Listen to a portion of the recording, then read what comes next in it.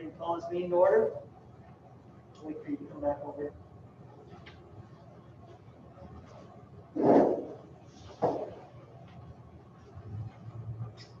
Are you still audio recording? Yeah. Wait till you're ready.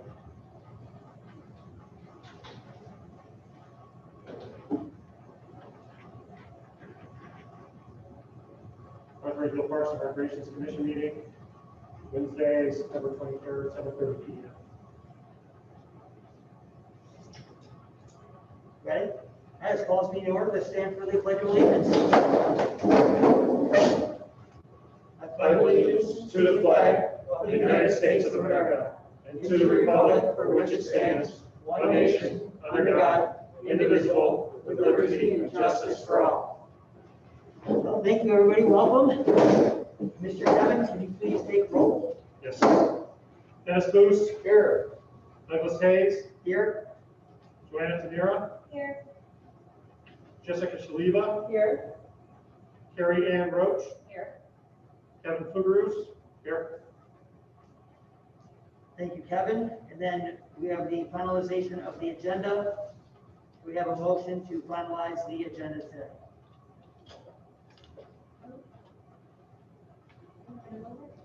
We have a motion? Yes, I think so. It's the math. Wait a minute. Do you have a second? Finalize the agenda. And Mr. Booth will second that. Do roll call, please, Kevin? Dennis Booth. Yes. Douglas Hayes. Yes. Joanna Tamira. Yes. Jessica Shaliva. Yes. Carrie Ann Roach. Yes. Sorry, it's the masks. All right, the next, if everybody had a chance to look over the minutes, we have approval of minutes. We have a motion to approve our minutes. Bobby's after. Bobby's after. Oh, okay. Oh, sorry. It's okay.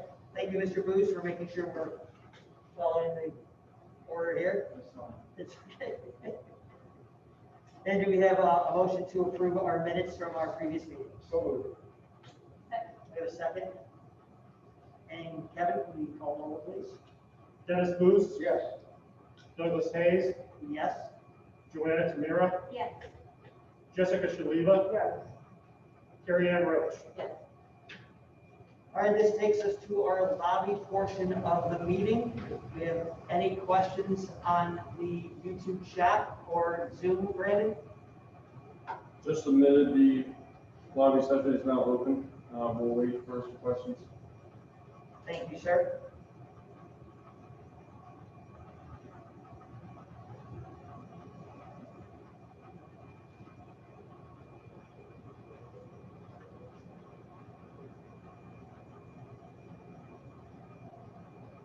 If we have anybody on YouTube, just type your questions right into the chat box.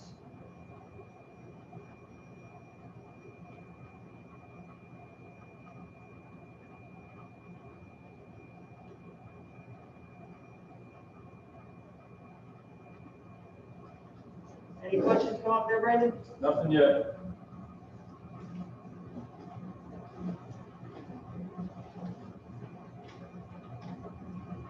Okay, seeing no questions, we'll go ahead and close the lobby portion of the session.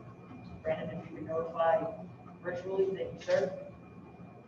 So that will then move us to our reports section of the meeting today, and we will go to Mr. Booth first for the council liaison report. Thank you, Mr. President.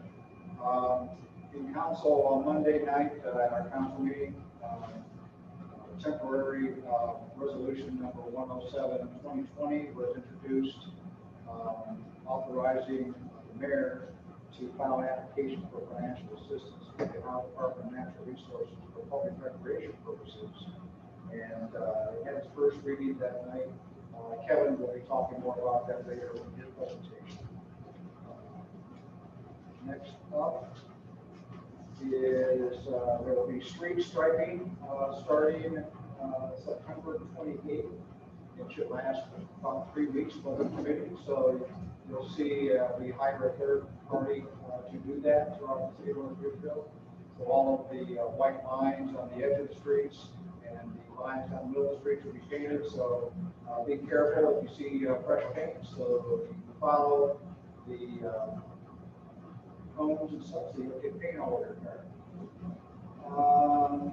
Road registration and absentee ballot applications are available at City Hall and the library across the street. So please take advantage of that. Center Ridge Road is continuing. Right now, they are, various crews are pouring concrete in the curbs and gutters, cutouts and sidewalks. We're also installing the foundations and conduit for the street and traffic lights that will be put up. We're also adjusting sanitary and storm sewer manholes to grade, and we're beginning final grading on the multi-use path on the south side of the street. So progress is continuing.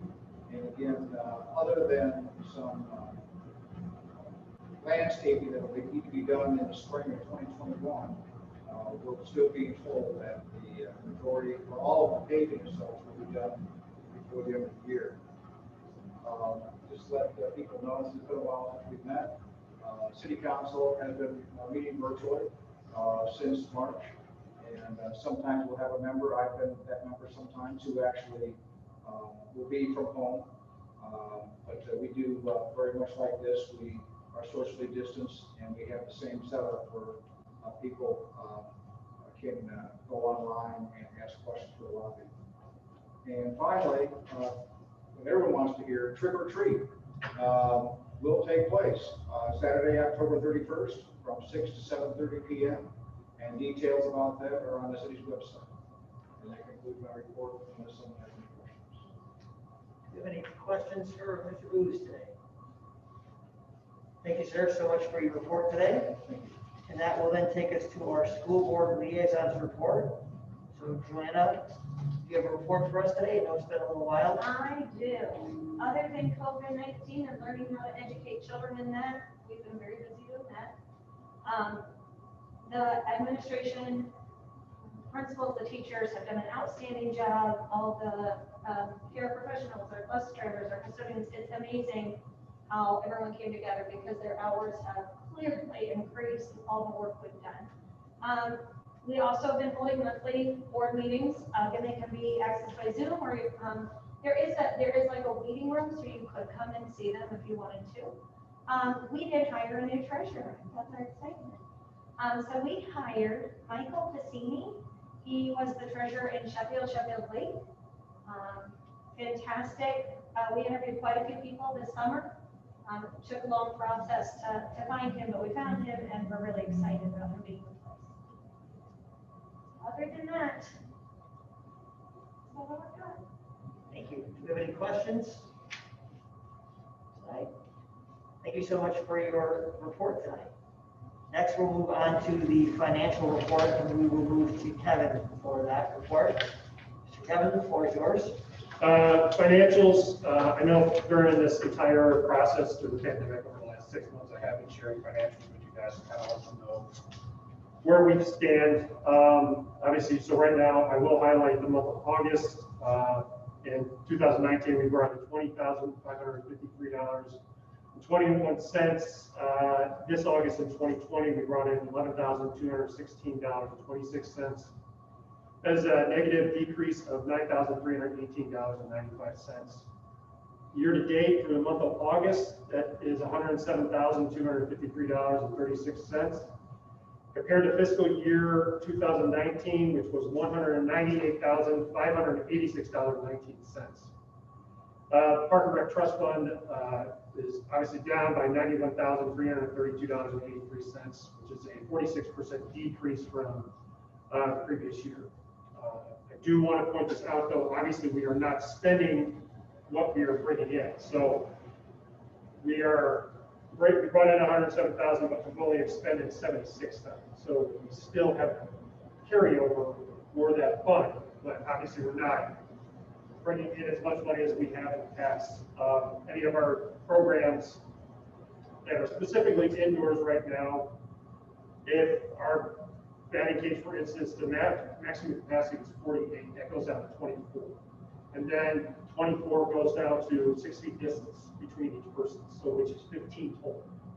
So we have to take that and use that, knowing that we're not technically at 50% capacity, we're at more or less 30 to 40% capacity on that facility. Same thing with safety bill, you know, our yoga classes, which we're generally averaging anywhere between 9 to 12, we're max at 6 for this. So the good news is since July, we have been back up and operational. Obviously, the bad news is it's not going to be at full capacity until there is a vaccine, until there is more understanding of how this virus is going to operate in the general public. Obviously, we did cancel baseball, softball, those types of things, you know, but we are up and running. We are trying to provide a benefit to the community from that standpoint. Our park usability has been up. If you go to Google, there's it's called COVID-19 mobility rates. So you can actually pull up each county and it will actually show what North Springfield is, and our parks have been up 112% in usage, you know, from that standpoint. Obviously, we'll show you like retail, things like that, but, you know, it kind of gives you a better understanding of our parks and public spaces are getting used by our general public because they want to get out, they want to do things that, you know, it's not keeping them at home. So, this has been a struggle for everybody. I've been doing this for 17 years, and this has been the hardest of my 17 years in this profession. Generally, what we do is bring joy, and unfortunately, you know, having to cancel baseball, softball, doing these types of things, you're never going to enjoy it. You're things you're doing, you're not doing it out of because you're not spite. You're doing it to protect the general public. So.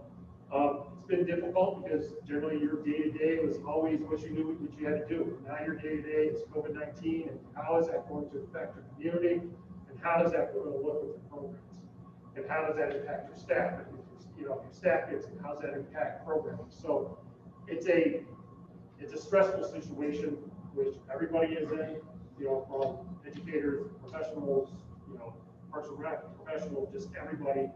There's a challenge that we have to do. We have to get through. We have to do the things that we can do. And, you know, not going to believe we've been pretty lucky with what we've been doing. It's different. And I think people are getting used to it, but I know people want to know like that.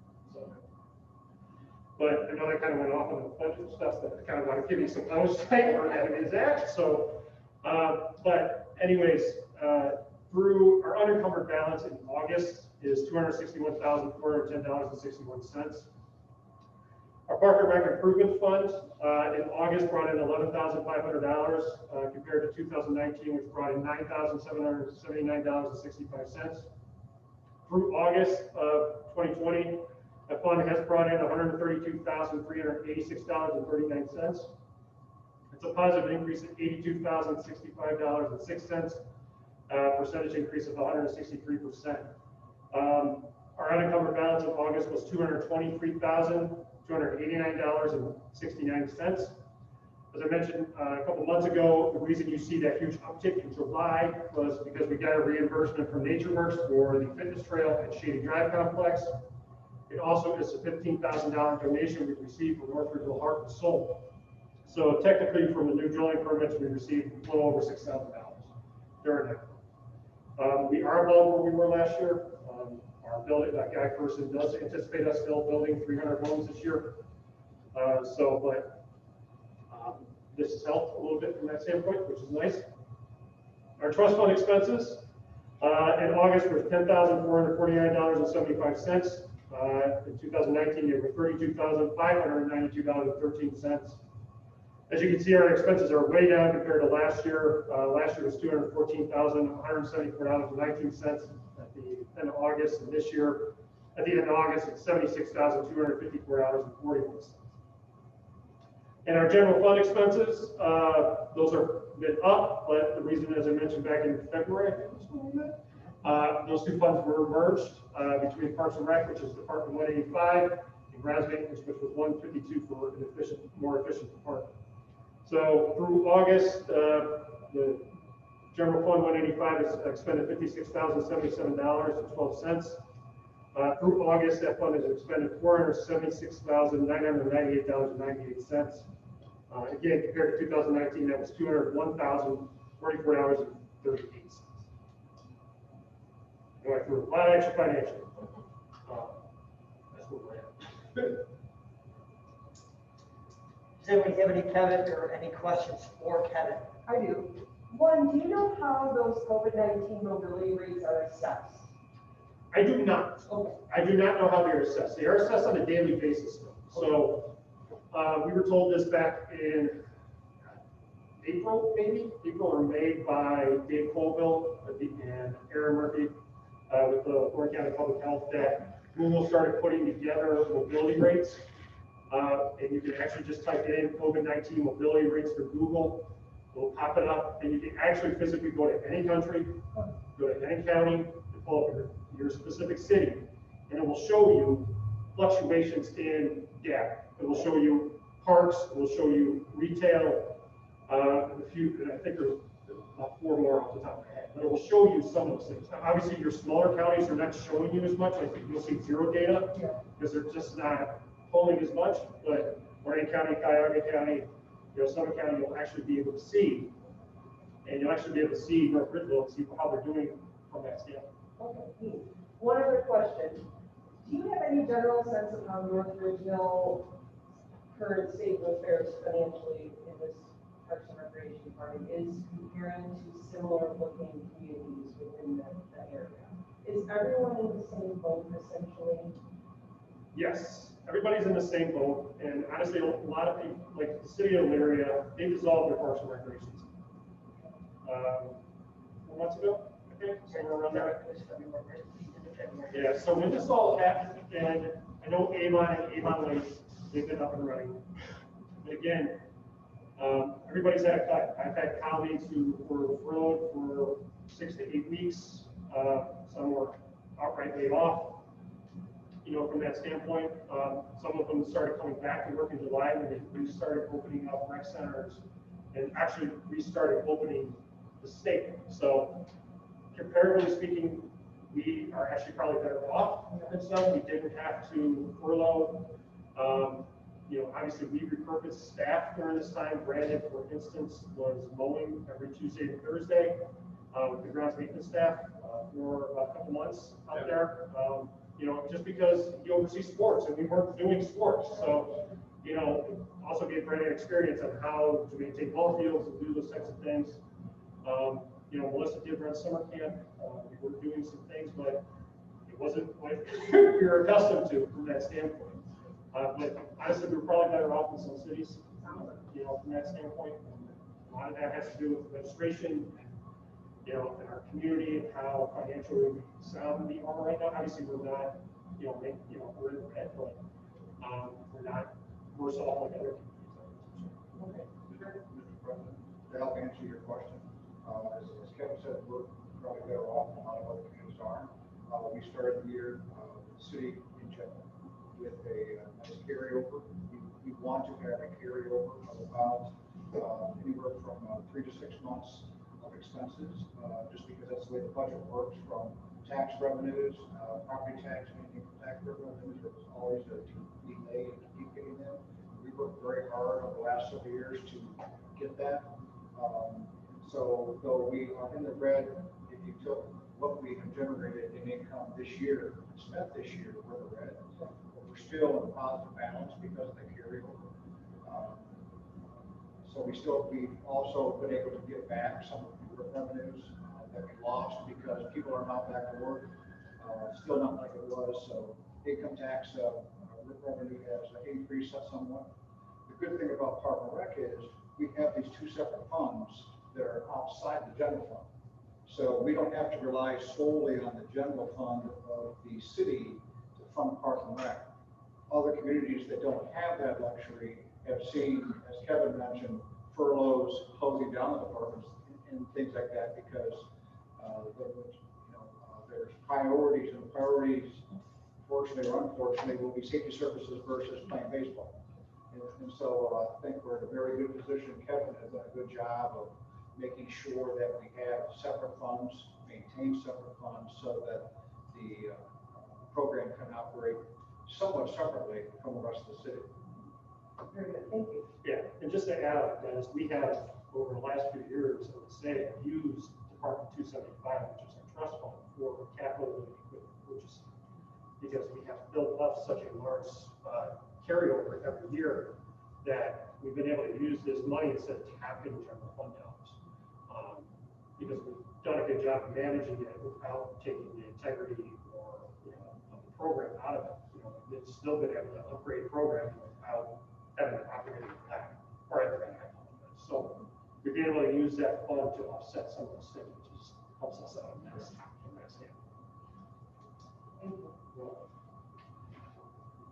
You have any other questions for Kevin on the financial report tonight? Seeing no more questions, we'll move to the director's report. So Kevin, that comes right back to you. Thank you. A few things I just want to touch base on. We are currently working on our 2021 fiscal year budget. Obviously, the drafted departmental budget will be shared with the commission once we get that finalized. But we'll be getting budget sheets from April Wilkerson, who's our auditor, and my staff has already completed their programming, the program budget for Department 275. So pretty much I'm just waiting to get the budget sheet so we can start transposing numbers in there. As Councilman Booth mentioned, Department of Parks and Recreation is applying for 2 grants. The first grant we're applying for is through the Ohio Department of Natural Resources for grant funding through the Land Water Conservation Fund. The grant application centers on a new playground at South Central Park. We are actually also partnering with North Ridgeville Rotary on this project. So our grant application for land water conservation is due to the state of Ohio, must be postmarked by November 16th. As Councilman Booth mentioned, we did put the resolution in front of council on Monday. Went through the first reading, so I'll be able to have that for the application process when that comes about. The other one, which I'll mention too, is we're working with, we're applying through a NOACA grant called TLCI grant. It's an implementation grant. We are concentrating on active transportation, so to make the city of North Ridgeville more walkable and bikeable. So by having this plan in place, it will allow, if we get the grant funding, it will allow the city to actively go after more competitive grant applications through the state. The biggest thing that we have heard through the years is without a plan for trails and greenways, you're not going to get the funding because it is so heavily competitive. So we are working with a vision group who we work with for years now. They're an engineering firm on the application process. We've reached out to many entities for letters of support that are for this application process. But if we do get the funding, we do get the money, generally this grant process will take about a year, and then we start forming a board to go through the active transportation of city of North Ridgeville, how we connect it to Lorraine County. That has always been my ultimate goal, is to get more greenway space, more walkways, more sidewalks, things like that, so we can connect and not be so dependent on cars. The purpose path at Center Ridge is going to be huge. Obviously our fitness trails, at Shady Drive, have been getting used immensely now. But how do we tie the rest of the community? How do we get other portions of the community? And without this plan, we can't get the grant funds. We'll just be spinning our wheels. So fingers crossed, we get the money. So I just wanted to add that. That is actually due October 16th. That emergency, that actually passed an emergency. We passed that. Resolution. So we'll actually have that into the WAC out on October 16th. The restroom project at Shady Drive Complex, that was put on hold during the pandemic shutdown. Obviously, my feeling on that was it was silly to start building restroom facilities and we couldn't even use them. So we are starting to kick that project back off again because now we can use them. But I didn't want to start building restrooms. We couldn't open them. So we'll start moving forward in that process. If you didn't notice, we put a posting up on our Facebook page, Katie Hill, up through 175. Over the Labor Day weekend, I've been working with him for about the past year. He constructed and installed 4 light buoy ring stations around the lake in South Central Park. He worked with us to complete this project. He did an amazing job. It's all new on these projects. So we rely a lot on the Girl Scouts and Boy Scouts for projects as magnitudes, and just another amenity in the park. And he did a tremendous job on it. And I can't thank him enough for doing the project in the city, so, especially during what's going on right now. And obviously, I just finally want to formally introduce Carrie Ann. Carrie Ann actually, obviously, is filling the position of Ben Gemmell, who served his 2 terms with the Parks and Recreation Commission.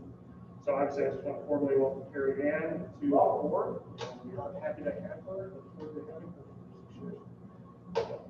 Congratulations. That is all from our. And do we have any questions for Kevin from the director's report today? Yes, Mr. President. So Kevin, on the Ohio Department of Natural Resources grant, the application is due November 16th, so do you need that resolution passed by council prior to that? Yes, there's still 2 more council. Okay, so all right, oh, that's right. Yeah, right. Second, in the past, it's been customary that when something like this goes before the council, that the commission, we don't spend money, but we recommend to spend money. And it's always good that if we are in support of the grant, which I think that we are, that we would, I'll make a motion that we recommend council approve the legislation to accept or to apply for this ODA grant. I'll make that motion. Second.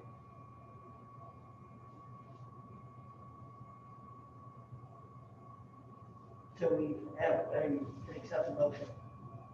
She seconded. Yes.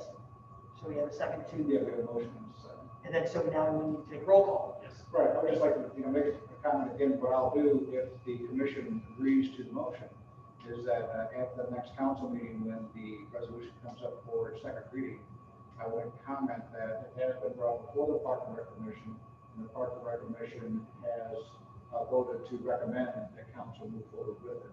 That will put a lot of weight towards that, though I can tell you I don't see any opposition to it. But I just think it's nice to involve the Park and Rec Commission in those types of decisions when we can. Yes, absolutely. I do agree with that. So we do have a motion, and then we also have a second. And so Kevin, can you go ahead and take a roll call? Yes. Yes, Booth. Yes. Douglas Hayes. Yes. Joanna Tamira. Yes. Jessica Shaliva. Yes. Carrie Ann Roach. Thank you very much. Thank you. So we unanimously passed to recommend the passing of the resolution for the land water conversation, say it for me. Conservation. Conservation, thank you, good to get the words out, fund at the next city council meeting. Thank you guys so much for that. And we have any other questions for Kevin on the director's report today? Seeing no more questions, we'll go ahead and move to the program supervisor's report, and we will go to Brandon for that. Okay, thank you, Douglas. So Parks and Recreation obviously has been, putting our programs back out there, starting in July. We had a couple of classes with Dr. Carolyn Smiler, who is one of our instructors. One of them was the Healing Powers of Essential Oils class on September 21st. Her classes are all $35, offered to the community, part of our adult education program in Community Cabin. We did have an enrollment of 3 people for this class. And the second class that we did run will be on October 5th. Herbal First Aid Kit with Dr. Smiler. That class is full with 4 people. We do limit the capacity in the Community Cabin. So we do max out those classes with 4, socially distanced, masks, and we provide hand sanitizer, things like that. So it's been nice to get our adult programming back up and running as well. Moving on to the Junior Browns cheer program, which is a new program this year. We did have the Junior Rangers program before. We did cancel that due to low enrollment, but we did offer a cheer program for the Junior Browns flag football league. K through 2nd grade, $70 for residents, $80 for non-residents. That's all done at Shady Drive Complex, which is the local in-house league. We have 13 girls cheering, so it's nice to get that program started. Hopefully see it grow, in the future. And they're basically a partnership program with the Flag Football League, which is for grades 1st and 2nd grade. It is co-ed. We do have 1 girl this year, so that's something that I know that I wanted to try to bring on was female participation. So we do market that program as co-ed, not just for boys. We did have 26 kids this year. We started gameplay last week. That'll go all the way up through October 31st. We do have 4 teams that are just competing locally. Like I said, there's no travel from city to city. We play in the football field at Shady Drive Complex, and that's a partnership with Cleveland Browns and USA Football. So that's, again, I think we had 32 kids last year, so we saw a little bit of a drop, but we still were able to get 14 for that, so we're happy to get that rolling. A new program again, baseball skills clinics. I found an instructor, his name is Mike Burke. He's a former baseball player for the Baltimore Orioles organization in the minor leagues, and he does work at T3. We've offered, first session was canceled due to low enrollment, but we were able to get session 2 off and running, which was the hitting portion of things. We have 7 kids for that. It's being run from 4 to 5 p.m. on Wednesdays and Thursdays out at Shady Drive, back I believe on Diamond 5. So that's, like I said, that was kind of a bonus there, trying to get some different programs. Obviously, with us dancing, baseball, softball, I wanted to try to offer something for those kids who maybe missed out on a season. So I'm really excited about this program. You know, we're going to try to continue to grow that in the future as well.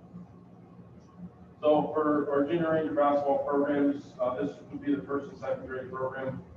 Practices will start in December. Right now, the fees for the early bird rate is $60 for residents.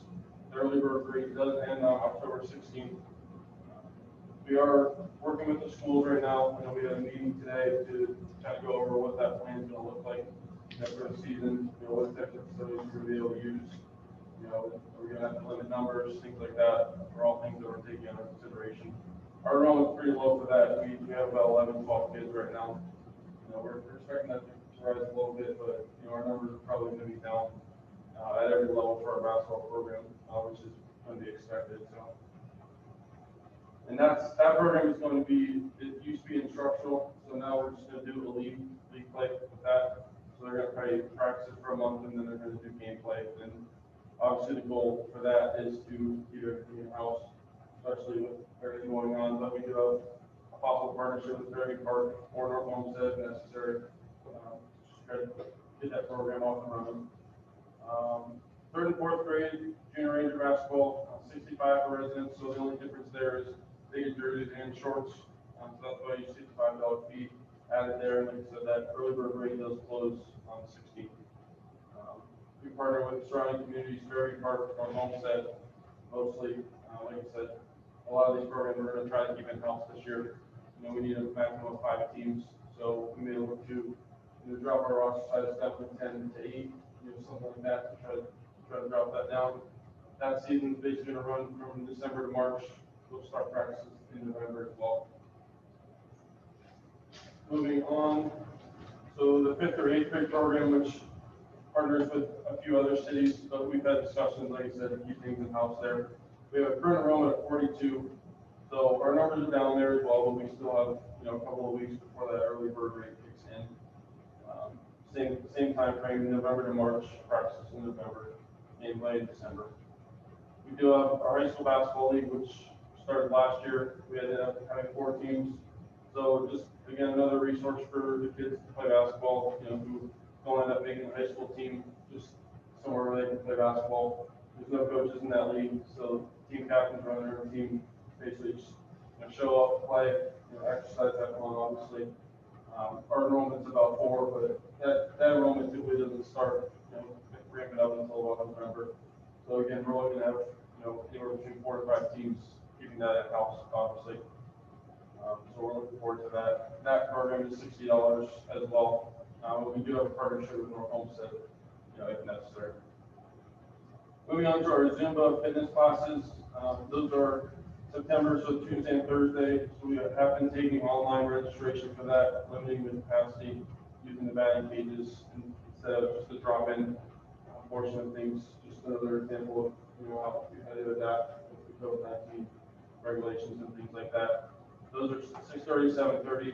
Like I said, we have, I believe, 14 max capacity on Tuesday and Thursday, and those fill up really fast, obviously. Like I said, we do those at the batting cage. We put the nets back so they are able to use more space with the distancing and things like that. Our yoga Pilates, which takes place on Wednesdays, September 16th through October 21st, 7:30 to 8:30 p.m. And that current enrollment is at full capacity, which is 6 people. I believe they do those in the safety building. Okay. Yeah, so they do this in the safety building, which obviously we're going to limit to 6 people. But that, again, that class is full as well. The advanced fencing classes take place Saturday out in the batting cages as well. So we've been able to use that facility for different programming needs, which has been nice. They do that Saturdays, September 5th through the 25th, and then also Thursdays, 8 to 9 p.m. And then they're out there on Saturday mornings at 9 a.m. to about 12:30. The current enrollment for that was 12. And the fencing instructor has been with us for a while, Tom Nagy. Everybody seems to really enjoy his classes. Let's see, we got Mama Boot Camp, Thursday, September 1st through October 6th, from 10:30 a.m. to 11:30 a.m. in the Safetyville building as well. And that class, like I said, is limited at 6 people, and it is full. Stroller Strong, which is kind of a partner class there. That will be Thursdays. It's running until September 23rd. So I believe this week would be the last week for that. That current enrollment was with 4 people. Then we have our Tots Trick or Treat coming up on Friday, October 30th at 1 p.m. in City Hall. We are taking online registration. It is full right now. We are limiting to 250 kids. So we do have a wait list set up. You know, for some reason, I think there's about 28 kids on there right now for the wait list, but you know, you never know how many kids are going to drop off. Unfortunately, we had it limited at 150, but it did fill up, you know, really fast. 3 days? Yeah. Hit that. Yeah. So just pass that along. If you guys want to sign up on the wait list, obviously. I don't see that you guys getting in that. It's going to be 29 and 30. It's a really cute event. And then finally, our 10th annual Blacklight Zumba, which is taking place on Thursday, October 29th, and that'll be again at the batting cages. Again, none of their programs that we've had to limit our capacity, but it is full of 14. So, you know, we're doing everything that we can to still run programs, and even though our numbers might be smaller, it's still nice to offer to the community. So I believe that's all I have. Thank you, Brandon, for that. Does anybody have any questions for Brandon on these programs? Yes, Mr. President, the most important question, or the answer is the most important. So what are you two going to dress up as for the Tots Trick or Treat? It's a good question. I don't know yet. I was thinking dark chocolate. Okay. Nice. Because Kevin's done some pretty cool things over the years. Ain't ready. I haven't decided yet. You haven't decided? Show up, find them. It's gotta be We fun. don't want to leave you out. I mean, you could certainly, you know, be a part of it. I know you're just planning it. I don't know if I had time to get over here and do that. I know I don't. Would you ever ask, if there was really high demand for something like that, Tots Trick or Treat, would you ever consider adding a second, or for any program that you saw very high demand for? Would you expand the opportunity, or does it just come down to timing or the amount? Yeah, I mean Kevin could probably speak on this more, but we always try to, you know, like for instance, our baseball skills clinics, you know, we try to put the information on the program guide for the individuals. You know, if we get, obviously we had 7 kids, so that's something that we're looking to grow, you know, of course. So it's not just something that we're trying to roll out one time and then, you know, bring it back, you know, in a year or two. Like that's something that I'm trying to grow. So yeah, you know. Yeah, I think, Jessica, sometimes when it comes down to, you know, like our programs, like Zumba has always been big. But, you know, we've expanded over the years to different days. But then you run out, then the instructor leaves. Or, you know, that's generally what happens. Like Issa has been with us for 8 years now. And she's probably the longest tenured instructor we have. And some of it is just timing. Some of it's just, you know, we are tumble bugs and rumble, tumble, and roll. Yeah, those classes fill up quickly, but you wanted to add additional days, but the instructor couldn't do it. So you find somebody else, but the quality could potentially go down and not what they're used to. So it's sometimes that's what we deal with, where you just don't have, the instructor doesn't have the time. Or spacing has been a huge thing for us for so many years, that we just didn't have indoor space to put in. Now with the batting cage, the capacity it is now, having the restroom, we can expand across the entire spectrum with everything that we do. Like Tyler the tumble classes, we can go from 10 to like 20 in a class now. Because you have the space to move around, and I'm talking after COVID-19. Okay. But, you know, we just, that unfortunately is our biggest facility we have, so we've always just kind of been limited to what our spacing. We've been here for Zumba, you know, we've got to use couch chambers for yoga. You know, we try, yeah, I mean, we try to use every square inch of the city that we have because, you know, you run out of space. Like, we can't put yoga in a community cabin because you can access the restrooms from outside. So you don't need kids coming in there and screaming and yelling and you're trying to get your Zen on. And you know, so you got it, you know, like seminars, the same thing. Like, you're gonna put a seminar in the dead of summer, kids are bouncing in and out of the restroom facilities. You know, just pocket that appropriately during class, which generally happens. So, but yeah, we do expand, we try to expand. You know, like the first and second grade was instructional for years, and we decided, let's make it a league. Like, let's, you know, we have to change our thought process and change how we do things. And we're always evolving, we're always trying to get people to provide us more, like, hey, have you thought about this? Because we don't want to be close-minded when it comes to that. You know, because there's other things that can be done better or easier that you guys might be like, hey, it's not done here, if you thought of it, well, let me try it. Doesn't hurt. Well, I can just say that Brandon, I think, does an excellent job. So Brandon, that's Thank you. on you. I know you're a home man, so I'll give you credit. You know, we were seeing the program that we had before Kevin got here and how it's progressed. It's night and day to what we used to have to what we have now. And it encompasses all age groups and all walks of life, where before it was very regimented and very single person. Yeah, we do try to get good, very good. There's things just here that we know that are lack, like inclusive recreation, and adaptive recreation standpoint. Because that's something that we don't have, but we want to be able to build it to have somebody that can do it, you know, host those kids, host the kids, something like that, and the adult from that standpoint. That's one thing we're lacking right now within our department, is how do we do inclusive and adaptive recreation from our standpoint.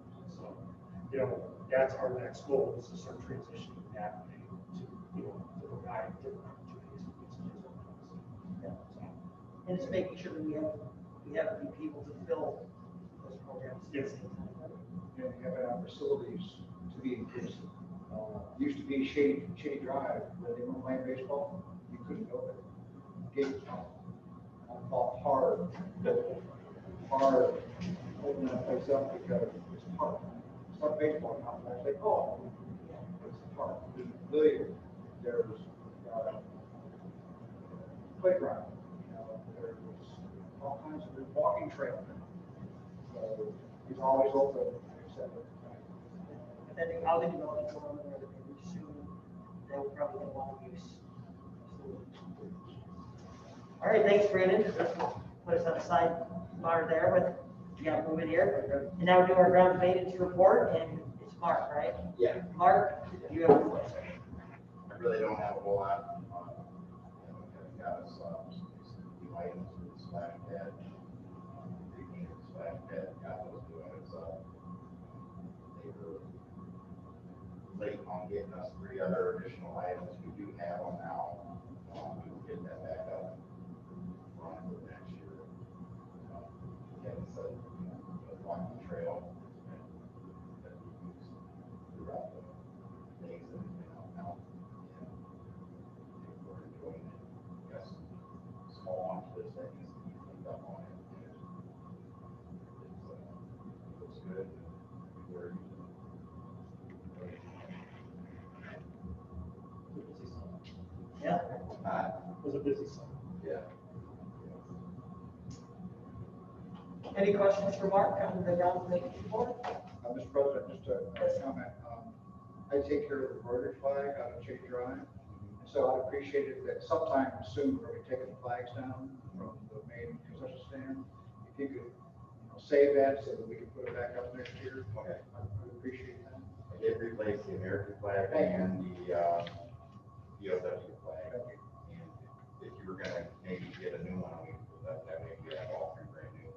Yeah, I had, well, it's brand new this year. I just bought it, so I like it to last more than 1 year, so sometimes they got warranty. The one that I took down this year was basically shreds, so, you know, I always watch it, so if you see it before me that it needs to be replaced, just ask.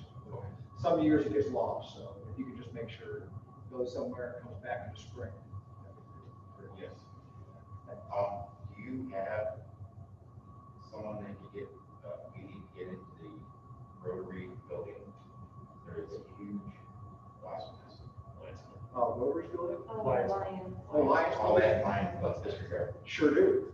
I'm president of Lions. Oh, okay. Oh, look at you. Yeah, but they didn't give you a key, but I certainly can, so there's the, There's a. Yeah, I still can't get it. Wasp nest in the back, going to the back of the building, we're trying to build, we need to get in the building, so. we can I will let them know, we should take contact, you, Mark. Yes. And what's the best number to reach you at? 40-315-8502.